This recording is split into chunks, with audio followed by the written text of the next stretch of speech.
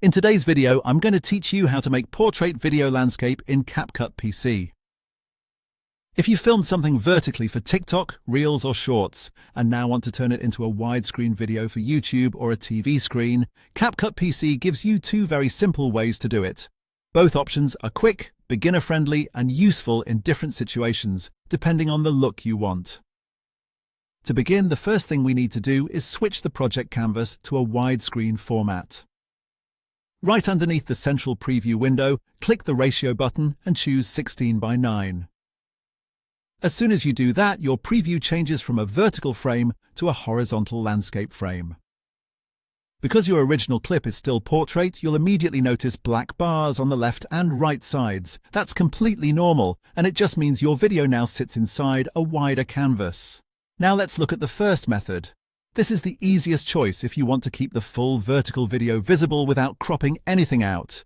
Click your video clip on the timeline so it's selected, then go to the top right panel, open Video, then Basic, and scroll down until you find Canvas.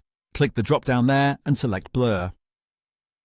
After that, choose one of the blur style tiles.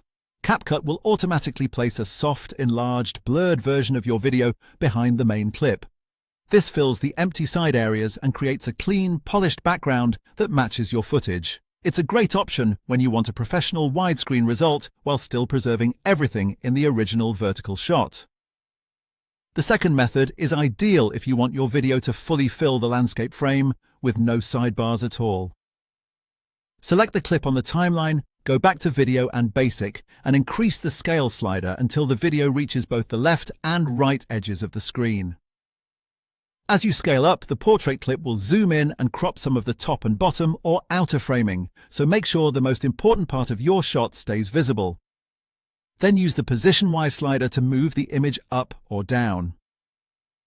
This helps you keep your subject centered and properly framed after the zoom. That's really all there is to it.